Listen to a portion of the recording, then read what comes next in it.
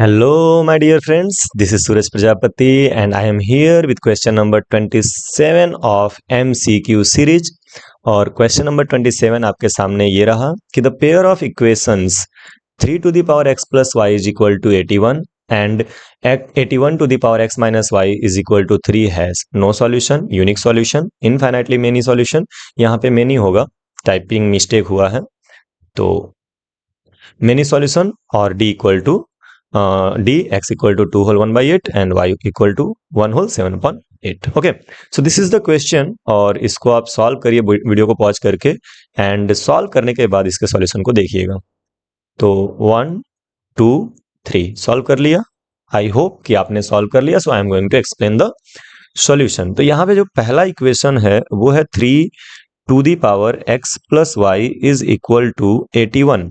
Okay, now 3 to the power x plus y तो ऐसे ही रहेगा, बट 81 को आप लिख सकते हो 3 टू द पावर 3, 3 3 जार 9 3 जार 27 3 जार 48, 81 तो ये 4 होगा। जैसे अगर आप 81 को 3 से डिवाइड करोगे तो यू विल गेट 27, फिर उसके बाद से 3 से डिवाइड करोगे तो यू विल गेट 9, फिर 3 से डिवाइड करोगे तो 3 एंड फिर 3 से डिवाइड करोगे तो 1, यानी 4 टाइम 3 आ रहा है तो 3 के पावर कितना हो जाएगा 4। अब आप अगर कंपेयर करो तो बेस सेम है, यानी पावर्स भी सेम होने चाहिए, तो यहां से आपको x प्लस वाई की जो वैल्यू मिलेगी वो मिलेगी 4। This is equation number 1।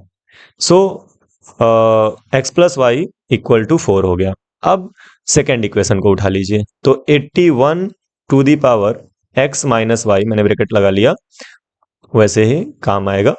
तो 81 to the power x minus y equal to 3 है। अगेन 81 को हम लिख सकते हैं 3 टू दी पावर 4 और यहाँ पे हो जाएगा x minus y is equal to 3 और 3 के पावर कितना होता है 1। तो यहाँ से 4x minus y is equal to आ गया 1 और अगर आप इसको मल्टीप्लाई कर दे तो ये हो जाएगा 4x minus 4y is equal to 1। इसको कर लेते हैं इक्वेशन नंबर 2।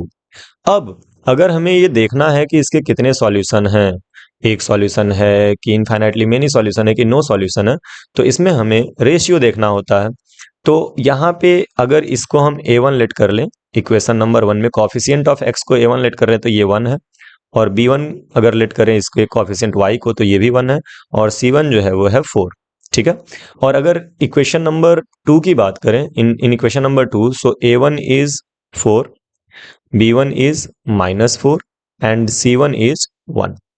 ठीक है, तो इस तरह से हमको इक्वेशन 1 और 2 में a1 b1 c1, और इसको हम लोग इक्वेशन नंबर 2 है तो इसको a2 b2 और c2 कर लेते हैं। ठीक है, नाउ चेक करने के लिए कि क्या ये गिवन इक्वेशंस जो हैं या जो इक्वेशंस आए हैं उनके कितने सॉल्यूशन है, हम पहले कैलकुलेट करेंगे a1 अपॉन a2। तो a1 अपॉन a2, a1 की वैल्यू है 1 और a2 की वैल्यू है 4, तो ये आ गया 1 अपॉन 4। नाउ हम कैलकुलेट करेंगे b1 अपॉन b2। ठीक है, a1 अपॉन a2 कैलकुलेट हो चुका है। अब हम कैलकुलेट करेंगे, क्या यार बार बार ये क्यों लिख दे रहा हूं मैं, b1 अपॉन b2, तो b1 अपॉन b2। सो b1 की वैल्यू भी है 1 तो 1 रहेगा, लेकिन b2 की वैल्यू जो है माइनस 4 है, तो माइनस 1 अपॉन 4 आ गया। आप देख सकते हो कि a1 अपॉन a2 जो है वो एग्जैक्टली सेम नहीं है b1 अपॉन b2 के, b1 अपॉन b2 के। और अगर ऐसा होता है कि a1 upon a2 is not equal to b1 upon b2, तो इसमें होता है यूनिक सॉल्यूशन। तो यूनिक सॉल्यूशन का मतलब हो गया कि हमारा ऑप्शन नंबर बी जो है वो करेक्ट है। Is it clear? तो ध्यान रखिएगा, सबसे पहले हमने क्या किया, सबसे पहले हमने 81 को 3 के पावर 4 में कन्वर्ट किया, x प्लस वाई जो है वो 4 के इक्वल हो गया, और उसके बाद से फिर हमने 81 को 4 के पावर में कन्वर्ट कर लिया, तो यहाँ से हमको 4x minus 4y equal to 1 मिल गया। एंड देन हमने पहले इक्वेशन में a1 b1 और c1 लेट किया, और दूसरे इक्वेशन में हमने a2 b2 और c2 लेट किया और उसके कैलकुलेट कर लिया। फिर हम a1 अपॉन a2 b1 और अपॉन b2 कैलकुलेट करते हैं। अगर ये दोनों सेम नहीं आते हैं तो क्या होता है, यूनिक सॉल्यूशन होता है। तो आई होप कि आपको समझ में आया है। नाउ एक चीज जो मुझे इंपॉर्टेंट लग रही है मैं बता देता हूं। देखिए, जब सॉल्यूशन यूनिक होता है, यूनिक, तो यूनिक सॉल्यूशन के लिए a1 upon a2 not equal to होता है b1 अपॉन b2। ठीक है, फॉर मेनी सॉल्यूशन के लिए, फॉर मेनी सॉल्यूशन और इनफाइनाइट सॉल्यूशन, ठीक है, फॉर मेनी सॉल्यूशन तो मेनी सॉल्यूशन के लिए ना सब कुछ बराबर होता है, यानी a1 upon a2 equal to b1 upon b2 equal to c1 upon c2, यानी कि कॉफिशिएंट ऑफ x का रेशियो, कॉफिशिएंट्स ऑफ y के रेशियो और कांस्टेंट के रेशियो सब सेम होते हैं फॉर मेनी सॉल्यूशन। इन दोनों केस को ना हम लोग बोलते हैं कंसिस्टेंट। क्या बोलते हैं? कंसिस्टेंट। ये भी याद रखिएगा, ठीक है। एंड लास्ट एक केस बन जाता है जब a1 upon a2 b1 upon b2 के इक्वल तो होता है, बट ये जो दोनों रेशियोज हैं ये c1 अपॉन c2 के इक्वल नहीं होते हैं, तो यहाँ पे होता है नो सॉल्यूशन। यहाँ पे होता है नो सॉल्यूशन, और इसको हम लोग बोलते हैं इनकंसिस्टेंट। इनकंसिस्टेंट। ओके, सो इसको याद रखिएगा। चलिए फिलहाल आपको मैं क्वेश्चन होमवर्क के लिए दे दे रहा हूं, क्वेश्चन नंबर 28, जो हम नेक्स्ट वीडियो में डिस्कस करेंगे।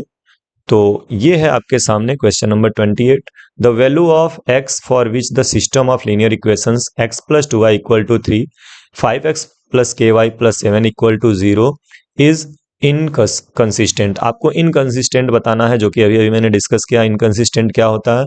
इनकंसिस्टेंट का मतलब होता है नो सॉल्यूशन, यानी आपको k की एक ऐसी वैल्यू बतानी है जिसके लिए ये नो सॉल्यूशन हो जाए। तो इसको सॉल्व करेंगे, आंसर कमेंट बॉक्स में डालेंगे। मिलते हैं नेक्स्ट वीडियो में इसी क्वेश्चन के सॉल्यूशन के साथ। तब तक पढ़ते रहिए, आगे बढ़ते रहिए, अपना और अपने माँ बाप का खूब नाम रोशन करिए। Take care, bye bye.